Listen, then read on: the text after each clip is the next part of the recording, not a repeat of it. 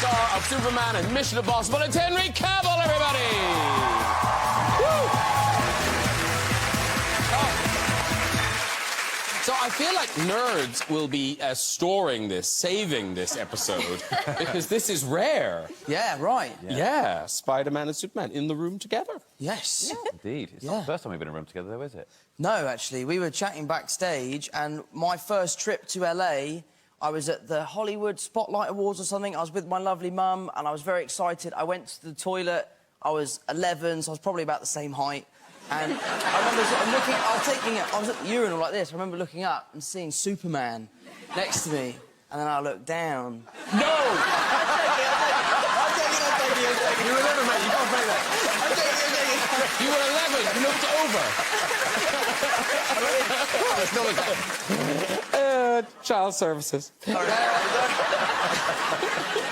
Yes. Okay, As the last one, there's no changes. Again, I asked for a zip, and I didn't get one. Do you have a zip?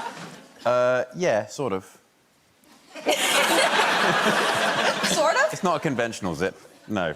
Otherwise you'd see it, but yeah, it's... We're talking about the same zip, right? A toilet. I hope so. When they first were, you know, discussing Superman with you, presumably part of it is they want to see what you might look like in the suit. Yes, unfortunately. So, like, they make you... Yeah. But it can't be your suit. No, it wasn't the finished sort of movie suit. It was just Christopher Reeve's suit. Either of that or a replica of it. That they just had. No way. And it's literally like a pair of kids' pyjamas, and they hand it to you, and they're like, put this on for the screen test. And you're thinking, I'm going to look really bad in this. You do not. Look, here, we've got a picture of you in Christopher Reeve's suit. You look great. It looks like... I mean, can I swear? Yeah. Yeah, it looks like shit. It's funny to see Superman with, like, stubble. Yeah, I know. It's like Rough night. what, Superman 4, was it, when he was drunk at the bar? Yeah. But this is an infantile question, and I apologise to the ladies' press for asking this, but so when they hand you, it must be the same with the spider, when they hand it to you the first time on a hanger and you go off to your dressing room, do they say, and you can leave your pants on, or do they say, you should really slip your underwear off? I think they leave it up to you, and then if you get it wrong... But what is right? They just don't want to see, like, boxer brief lines. OK. So, yeah. Boxer briefs, everyone. Yeah, Boxer briefs. yeah. Now, Henry Cavill brings us a new series of The Witcher. It's on Netflix from the 17th of December. And you were here to talk about the first season. Obviously, you hoped it was going to go well. You hoped people would like it. Wow. I mean, just had a big, big hit, this thing. Yeah. It did pretty well. It had a... Well, it broke Netflix records and blah-de-blah. Yeah, but I mean, they break a lot of records.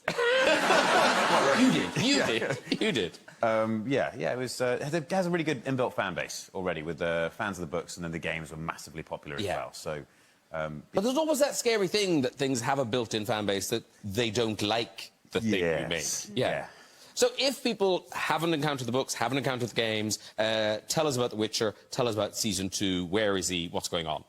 Okay, witches are humans who are fed a bunch of chemicals and magic to become mutated versions themselves. They are faster, stronger than regular humans. They are trained excessively, and they are used to kill monsters. And we find Geralt in season 2 after having denied the responsibility of having a child surprise, which is... Oh, goodness, this is a long explanation. Read the books. There's a thing where you ask someone for a thing which they don't know they have yet, and it often turns out to be a child, inconveniently. And so Geralt ends up with one of these, and Geralt's my character, and he does not want to accept it, and then ultimately he ends up accepting it, and this is where we find him at the beginning of season 2. I can't believe I did that. No, well done, you. Yes. Let's have a look-see at the new, all singing, all dancing, The Witcher.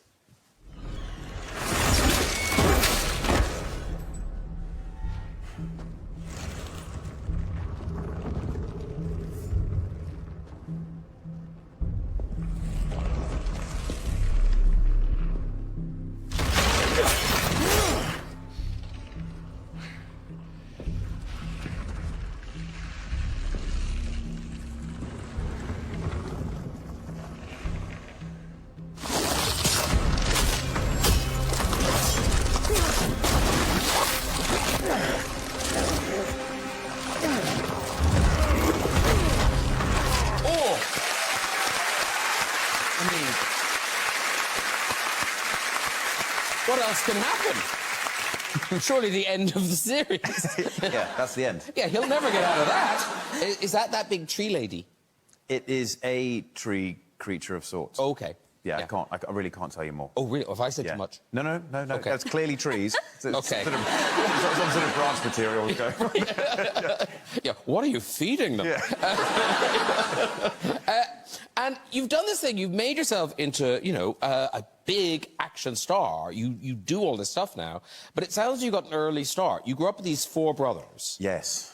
And you think, oh, 4 brothers, bit of rough and tumble. Your house sounds more than that. It was intense. It was, I mean, we were living on the edge of survival most of the time.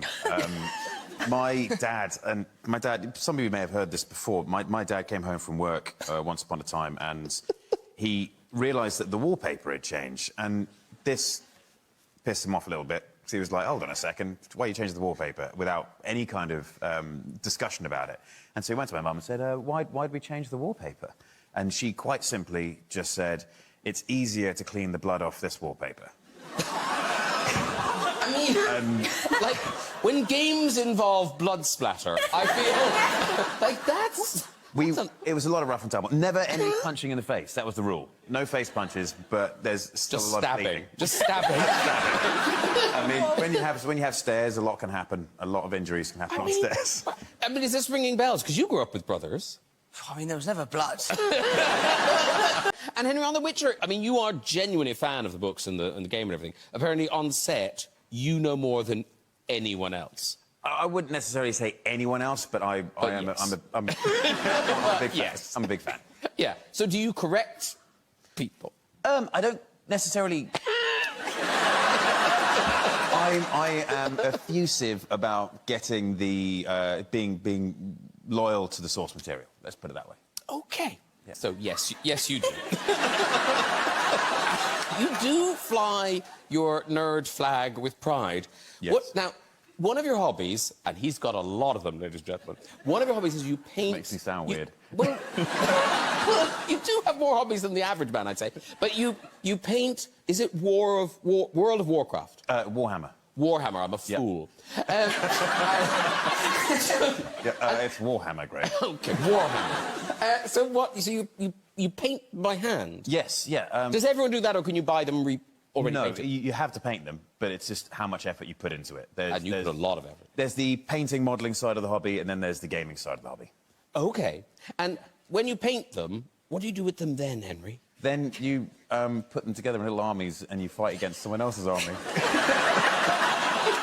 It is fun. Oh, I mean, very it sounds fun. ridiculous, but it is fun. Yeah, no, toys, very good fun. Do you invite people over? Yeah. Yeah, OK. Can I come over and play? You can. It sounds amazing. And Henry, you know, huge star now, but there was a bit in your career where you kind of were going to give up, weren't you? Oh, yeah. Yeah. It was... last week. Yeah. That's today. Yes, there was... I think early on in my career, I got the Count of Monte Cristo and then a couple of movies after that, and then I was auditioning. I was always aiming for leading roles, and getting all the right things were being said to me afterwards by the casting directors and saying, you were great, the best person who walked in the room, but you're not a name, and we need a name. And so that was a thing, and I thought, well, this feels a bit like a Catch-22 scenario, and I became a little bit disenchanted with the whole thing, and I thought, well, you know what, I'm going to give it a little bit more time, and then I'm going to follow my original course, which was go join the armed forces. And it was then that I got the Bond screen test. And that was the thing which put me in Variety, and then my name was in Variety, and then more people started pursuing me, and it became a bit more... I was not a name as such, but I had at least been printed in Variety. Well, also, the fact that you got so close, I mean, made you kind of a player, I guess. People were... Sort of. I mean, if they were interested, then there's a chance that I had something. Oh, Henry, I don't know if you know this, but the Bond position is vacant. Hold on, mate, hold on. That's why you're wearing glasses. I mean, I have to ask you, are you in the running? Have you put yourself out of the running? If they came a-calling, would you say yes? I would definitely have a conversation. I think there's Lunch? Possibly a lunch. Lunch. Yeah. Yeah. I mean, from what I understand, there's very, very early conversations happening up top at MGM and with Barbara and Mike, but there's no list as such yet. So I There's think no list, Tom. I was like, There's how no do list. you know that? it's better on the internet. Google. Googled it. Yeah, right. Henry Cavill, Next James Bond. Yeah. Is Henry Cavill next Bond?